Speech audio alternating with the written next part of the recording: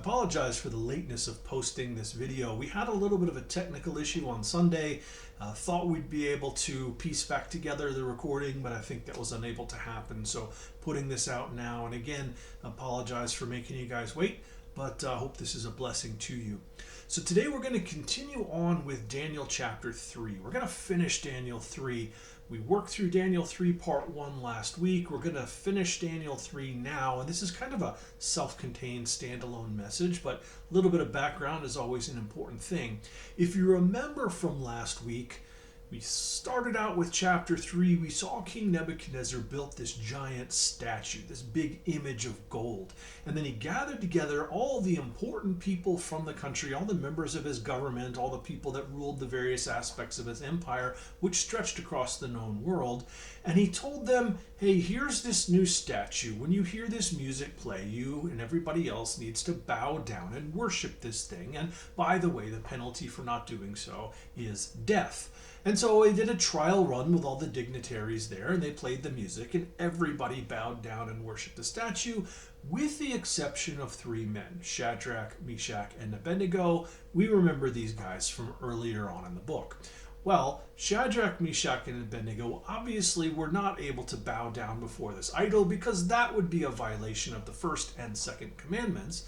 And as we worked through last week, this small group of astrologers then went to King Nebuchadnezzar and tried to whip him up into a frenzy, probably because of political considerations, to get Shadrach, Meshach, and Abednego removed from their positions of power. So they go and they tell on Shadrach, Meshach, and Abednego.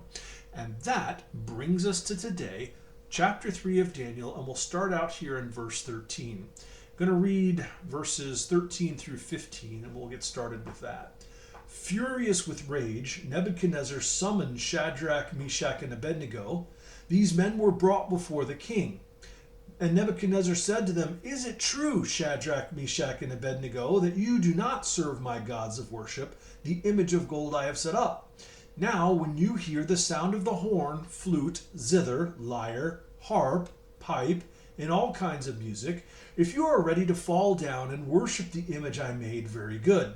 But if you do not worship it, you will be thrown immediately into a blazing furnace. Then what God will, the last part again, then what God will be able to rescue you from my hand." All right, so here is Nebuchadnezzar's response to the accusation. He calls Shadrach, Meshach, and Abednego to him, and he is angry. He is really, really mad. I was reading this to you from the NIV, and that said he was furious with rage. And those two words, fury and rage, both of them in Aramaic can actually mean angry, but they do also translate as fear and rage respectively. So thus fury and anger, furious with rage. This is probably a good translation. So Nebuchadnezzar throws this out there. He asks them, is this accusation really true? This happens in verse 14. And he reiterates the wording of the accusation. Because remember, the astrologers didn't just say, hey, these guys weren't in compliance. They said, King, these guys weren't in compliance, and they really aren't interested in respecting you or your decrees at all. Nebuchadnezzar reiterates what they accused word for word, and in verse 15 we see this curious thing where Nebuchadnezzar gives them another chance. And the point of this, we think most likely, is Shadrach, Meshach, and Abednego have earned some respect from the king from back in chapters 1 and 2 and all the things that went on there. Apparently it was not enough respect to exempt them from the law. The king's really, really mad, but apparently they've got enough credit with Nebuchadnezzar for him to give them a second chance.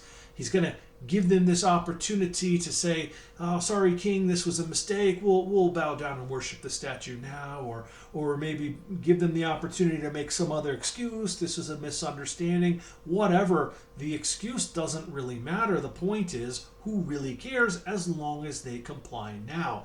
That is the opportunity Nebuchadnezzar is presenting them with in verse 15.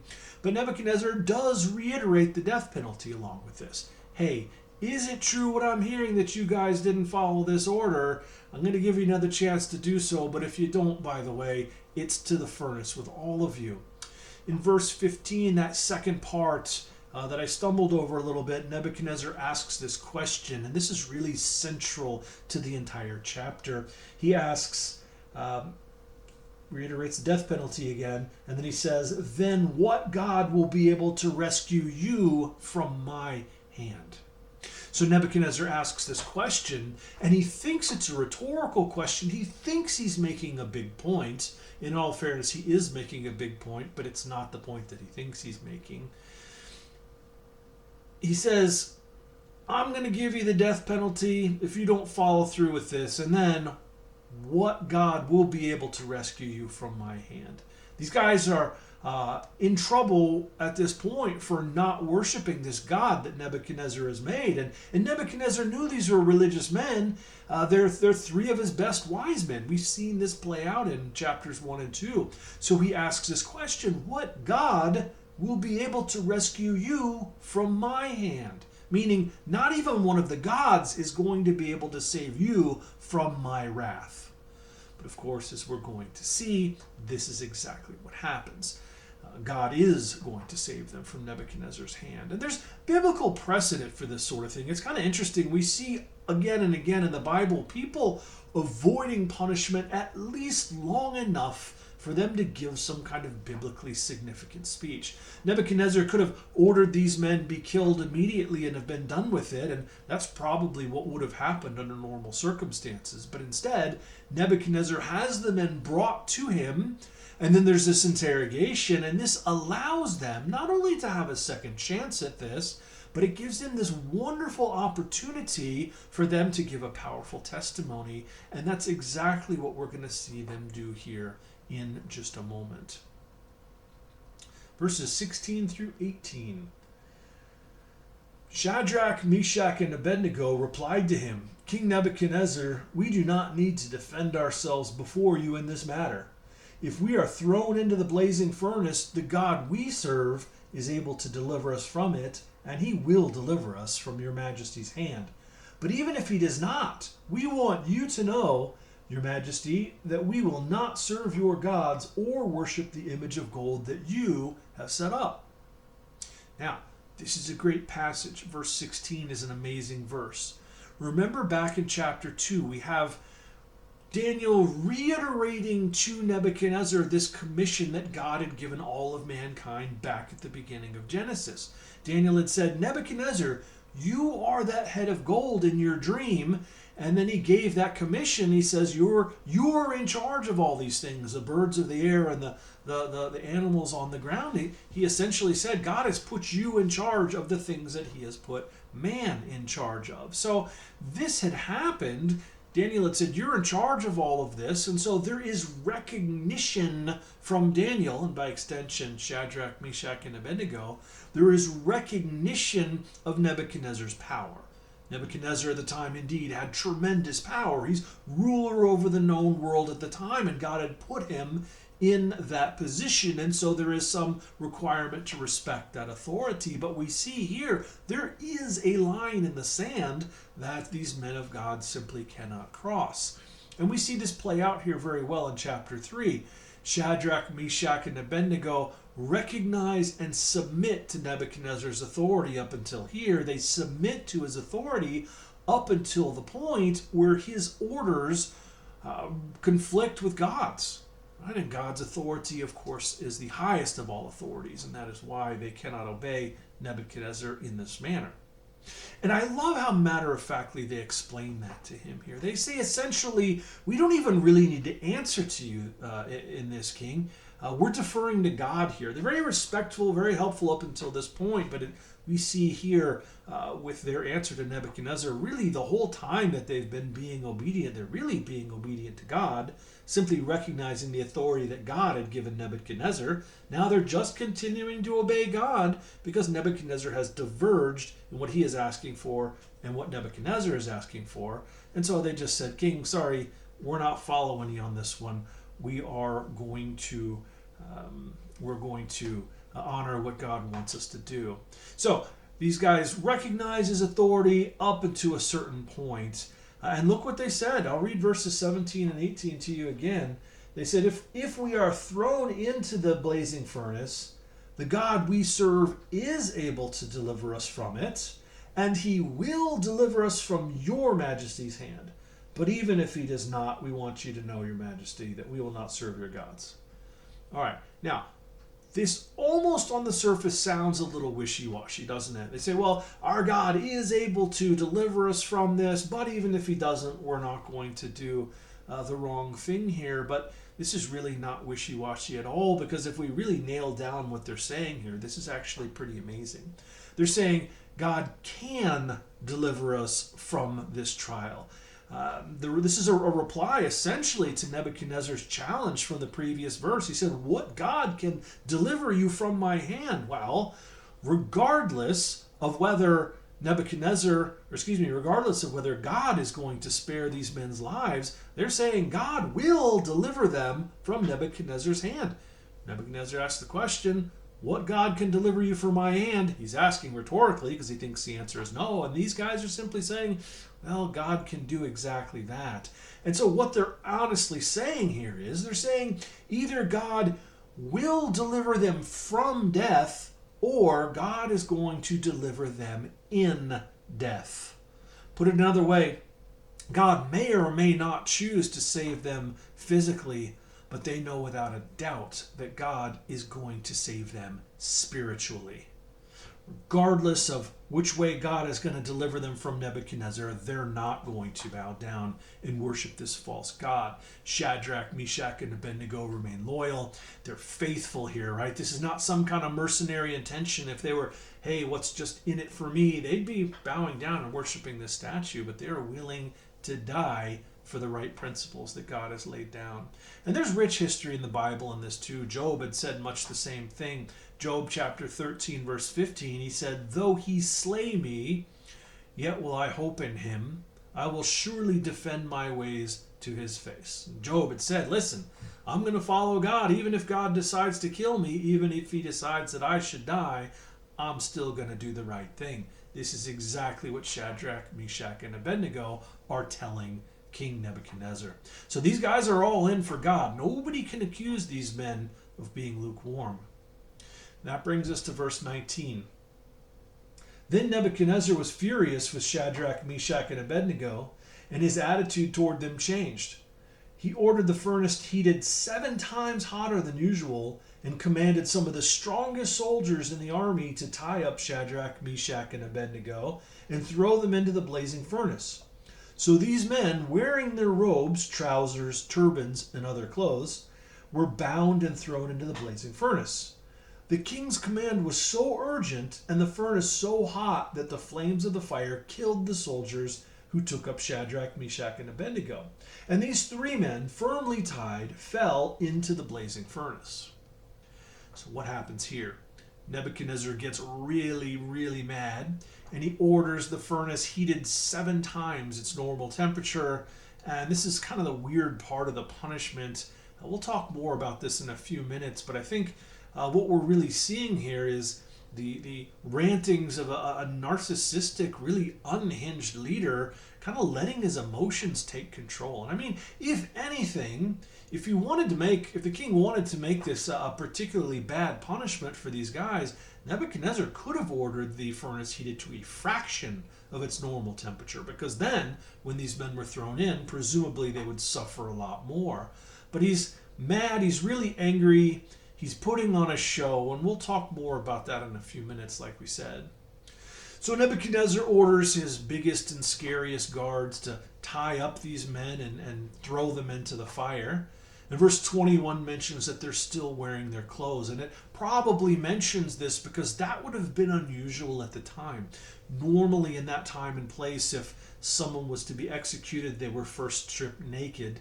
And that didn't happen here, so I think that's why Daniel takes the time to say that, because this detail becomes important in a minute. So probably the king is pitching such a fit, he is so worked up that these guards don't take the time to strip these men first. They just want to get this thing done so they don't find themselves on the receiving end of Nebuchadnezzar's wrath as well. So the guards tied up Shadrach, Meshach, and Abednego, and they took them to the furnace. But by now the furnace had gotten so hot, the Bible says, that these men died trying to throw Shadrach, Meshach, and Abednego into it. So they fell into the blazing furnace, it says in verse 23. So my understanding through some research of this is that furnaces of that day, there generally was sort of a large opening at the top, and you'd dump fuel into the furnace through that opening at the top, and there was a much smaller opening on the side, maybe towards the bottom, where you could get the ashes out of the furnace.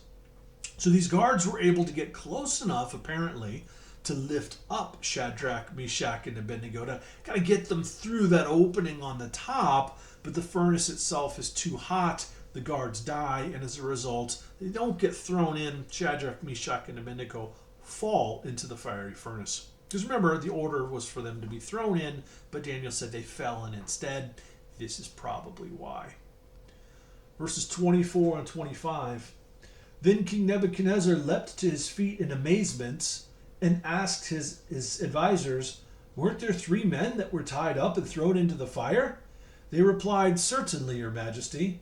He said, "Look, I see 4 men walking around in the fire, unbound and unharmed, and the 4th looks like a son of the gods."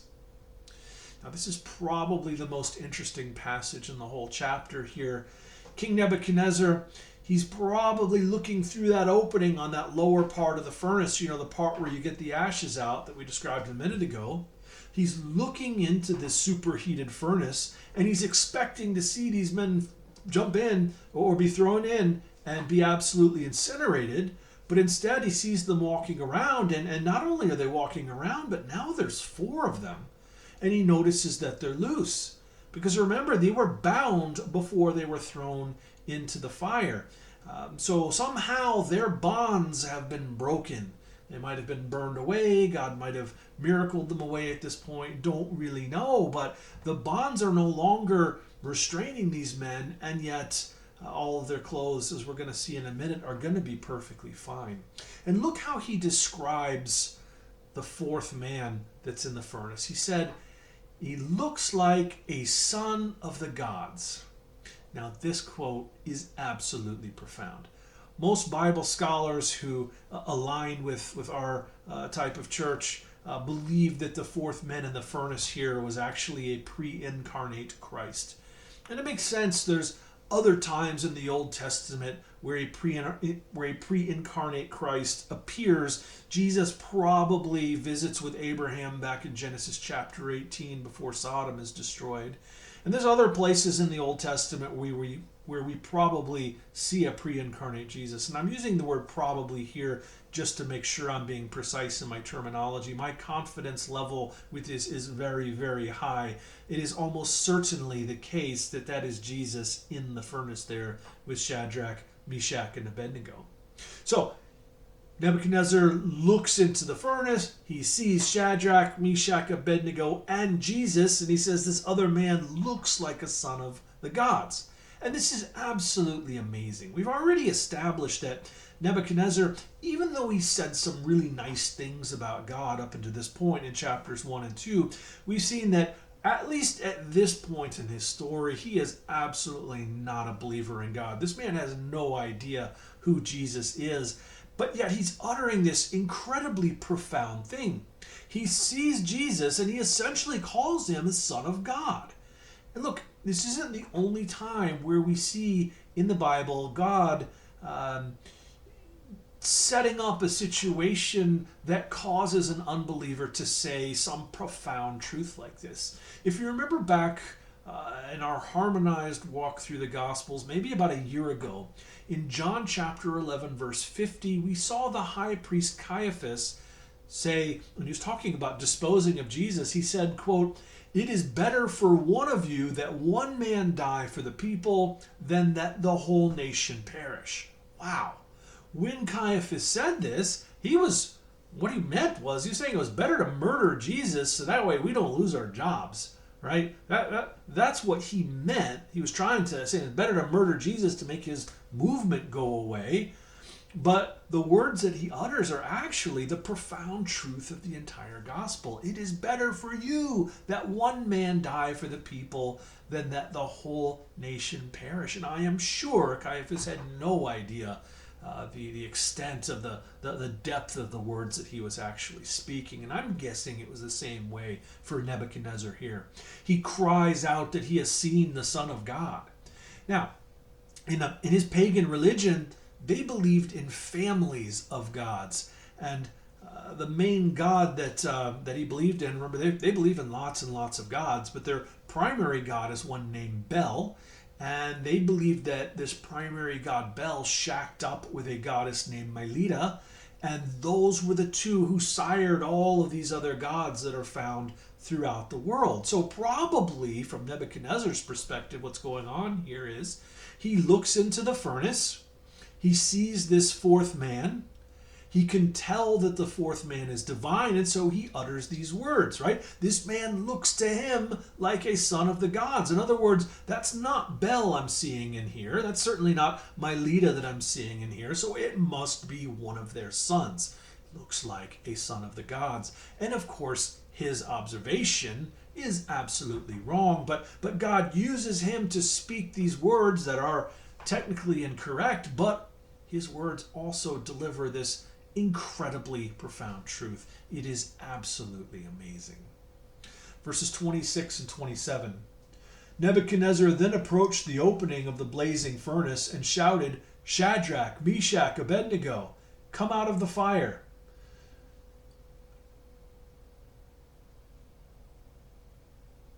Come here.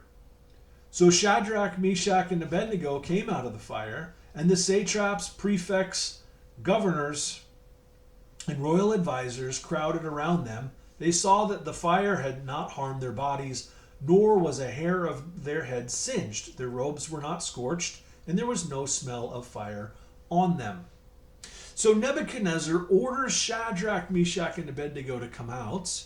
Curiously, he doesn't address Jesus here at all. Shadrach and Meshach and Abednego climb out of the furnace somehow, and everybody crowds around them, and it becomes apparent that Shadrach, Meshach, and Abednego are absolutely fine. Their hair wasn't singed, their clothes were fine. The Bible says they didn't even smell like smoke. And Nebuchadnezzar called these men servants of the Most High God. Because remember the conversation that these men had had just before Nebuchadnezzar had thrown them in there. Nebuchadnezzar boasted, "Hey, if I throw you in that furnace, there is no God out there who will be able to save you." And those three men just kind of rebuked Nebuchadnezzar and said in verse 17, read that again, they said, "If we are thrown into the blazing furnace, the God we serve is able to deliver us from it, and he will deliver us from your majesty's hand." So Nebuchadnezzar boasted, "Hey, no God's going to be able to save you." And they said, "Well, our God is able to save us." And Nebuchadnezzar is just like, "Yeah, whatever," has the men thrown into the fire. And then this happens. The men survived. The men aren't even scorched. And so Nebuchadnezzar realizes that what Shadrach, Meshach, and Abednego said about their God absolutely must be true. Essentially, they told him, "King, God is more powerful than you are." Nebuchadnezzar put that to the test, and God proved out the truth. Verses 28 through 30. Then Nebuchadnezzar said, "Praise be to the God of Shadrach, Meshach, and Abednego, who has sent his angel and rescued his servants. They trusted in him and defied the king's command, and were willing to give up their lives rather than serve or worship any god except their own God. Therefore I decree that the people of any nation or language who say anything against the God of Shadrach, Meshach, and Abednego be cut into pieces, and their houses be turned into piles of rubble, for no other God can save this way." Then the king promoted Shadrach, Meshach, and Abednego in the province of Babylon. So all of this happens. And then in this last part, Nebuchadnezzar displays this wonderful example of nutshelling here. He basically sums up the entire chapter. Shadrach, Meshach, and Abednego recognized God's authority as being above his own. They stood on that principle, and a giant miracle took place to prove that they were right. So the king gives this great summary, and then in typical Nebuchadnezzar fashion, he threatens more people with death. He said, going forward, because of this, if anybody badmouths the God of Shadrach, Meshach, and Abednego, they should be, cut to pieces and have their house knocked down. So that's the result of that. And then the very end in verse 30, he promoted these guys. And that, my friends, is the end of Daniel chapter 3.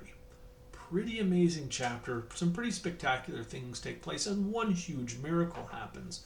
I want to take a moment to reflect on that. Actually, reflect on two different things, and then we'll call it a day.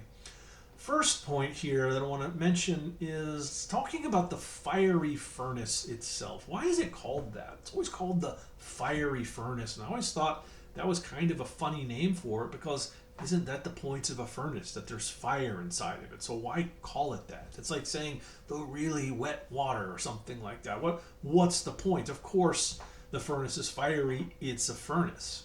Well, the answer is it's called this because, like so many other biblical things in our culture, that's just how it was translated in the King James Bible. In the NIV, when we read it, it's translated as blazing furnace. The New American Standard translates it as furnace of blazing fire. Literally, the words here are blazing fire furnace. So I think fiery furnace is probably a good name for that too.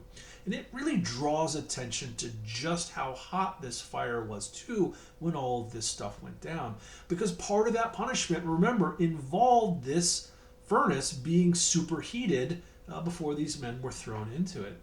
And some have said over the years that, well, 7 is just the number of perfection, and so when Nebuchadnezzar orders the furnace to be heated 7 times, he really was just saying, well, let's heat it as much as possible. And I suppose that could be true. I suppose that's the way it could happen, but I don't think that's the most natural reading of Scripture. In fact, I think that's what you come up with if you say first, well, I don't really think the furnace could have ever been heated that hot, so we need to come up with some other kind of meaning to make the story still work. Regardless of the physics, though, I think Nebuchadnezzar could have easily ordered this to be done literally, even if the results would have been catastrophic, right? Even if the furnace would have melted down at 3 times the heat of the normal fire. Nebuchadnezzar's crazy. He's bent on these fits of rage, so I could completely see him ordering something absolutely nutty like this. Nebuchadnezzar might have ordered something dangerous like this. And honestly, part of the miracle might well have been God keeping this furnace from melting down. And I think that wouldn't be the hard part of the miracle at all. It's sort of the easiest part of all of this to assume that God did. God could have held this furnace together as part of the miracle. He could have done that to allow for Nebuchadnezzar's absolutely asinine and ridiculous order to be carried out. It's possible that heated 7 times was just an expression, but for the purposes of this lesson, we're going to take this passage literally because I think that's how the Bible intends for us to take it. I did a little bit of checking into this. Now, my understanding of this is a brick kiln in the time of Nebuchadnezzar would typically burn at 1,832 degrees Fahrenheit. And they didn't have temperature gauges in those days. They measured their heat output by fuel input. And so it's theorized by people much smarter than me that Nebuchadnezzar, when he would have ordered the furnace heated to 7 times its normal heat, he really meant heat it with 7 times the amount of fuel, because degrees Fahrenheit wouldn't have meant anything to them. And if that's the case, these smarter minds than mine have calculated that the internal temperature of this furnace heated 7 times the amount of fuel, would have actually been burning at 12,824 degrees. That is completely insane. By way of comparison, the surface temperature of the sun is only about 10,000 degrees Fahrenheit. So this furnace then, it means this got heated to almost 3,000 degrees hotter than the sun. And so the question we have to ask, and we started asking it a few minutes ago, is why bother with this? Right, without getting too graphic here, it's my understanding that if one of us in our fleshly bodies gets exposed to a 1,000 degree temperature, we're going to die almost instantly. And so at 1,000, if 1,000 degrees is instantly deadly, this furnace normally is 83% hotter than that, right? It's normally 1,832 degrees. Then what exactly is a 13,000 degree furnace going to accomplish that a 1,832 degree furnace would not? Well, the answer, of course, is not very much. Or maybe a whole lot. Follow me on this. In these first 3 chapters of Daniel, like we said, we've seen King Nebuchadnezzar as kind of this unhinged, really irrational man at times. He's prone to these fits of anger, and when he gets mad, he orders people killed. That's happening here in chapter 3. We saw it happen in chapter 2 when the wise men couldn't guess what his dream was. That's Nebuchadnezzar's MO. He gets mad and he orders people to be executed. So the king we see is really this mercurial guy who's prone to extremes and fits of rage, and that's what these enemies of Shadrach, Meshach, and Abednego were counting on, right? They were tapping into this to have these guys taken out of the equation. So it's that irrational, hyperbolic nature of Nebuchadnezzar that causes this furnace to get superheated, even if it didn't need to be. Think a normal furnace, a normally heated furnace would have killed these men just fine. In fact, I would go so far as to say the threat of being thrown into a regularly heated furnace would have been just as much of a deterrent as being thrown into a superheated one. There's no punitive value for Nebuchadnezzar to do this. It's just Nebuchadnezzar being crazy and kind of flexing his power. He does things to extremes. His emotions are extreme, and so his actions are extreme. And so it's within the farthest reaches of this hyperbole that God performs this miracle. Listen, God doesn't just save these men from an impossible situation and the rage of a king. God saves these men from a situation that is so extreme, it's a caricature of an extreme punishment. This is so over the top that it's ridiculous. These men are ordered to be thrown into a furnace that is hotter than the sun. And so ultimately, remember, this is God demonstrating his own power again. Nebuchadnezzar had taunted the men, as we've said before he had them thrown in there. What kind of a God can rescue you from my hand? Well, of course, the answer to this is the God of the Bible can rescue you from his hand. And that's exactly what happens. And the point, I think, through all of this is that not only could God have saved the men from a regular furnace, but God can save whomever he wants in the most extreme circumstances imaginable by man. And that, my friends, is the entire point of Daniel chapter 3. Did the furnace need to be superheated? No. But by making the furnace hotter than the sun, and God even probably having to hold the furnace together to keep it from melting down, God shows just how far things can go, and his hand can still save whomever he wants to. That's the point. It's an absolutely incredible miracle. But this point of reflection, this miracle should cause us to ask the question. It's our second point of reflection here. What's the biggest miracle? What's the bigger miracle here? What we saw happen here is Shadrach, Meshach, and Abednego remained faithful to God, and he delivered them from a physical death in a fiery furnace. But also, Shadrach, Meshach, and Abednego remained faithful to God, and he delivered them from an eternal death in a fiery furnace. God spared these men from the fires of hell. And make no mistake, the whole reason for the furnace miracle was to ultimately prove the eternal life miracle. And I don't think this is a very difficult metaphor to decode. We've got this whole image of fire here. We have this king ordering these men to be thrown into a fire that was hotter than the sun. Fires of hell, very, very hot. That's the image of hell as well. And King Nebuchadnezzar sets it all up and says, well, what kind of God can deliver you from flames such as these? Well, God not only showed him, but Jesus makes a physical appearance, and the very fires of hell do not harm one single hair on these men's heads. We read Daniel chapter 3, and many people shake their heads and say, wow, this miracle, in order for us to believe this really happened, this miracle is so big, there is no way this is a true story. But the point is, this is a true story. God made this miracle happen that is so big to us to help us understand that the even bigger miracle, not only can he save Shadrach, Meshach, and Abednego from a furnace, God can save you and me from an even hotter eternal fire in hell. What kind of God can save a man like that? Well, the God of the Bible, the God of Shadrach, Meshach, and Abednego, the God of Abraham, the God of you and me. Hope it's been helpful. Hope it's been interesting. And until next time, may God bless you and your family.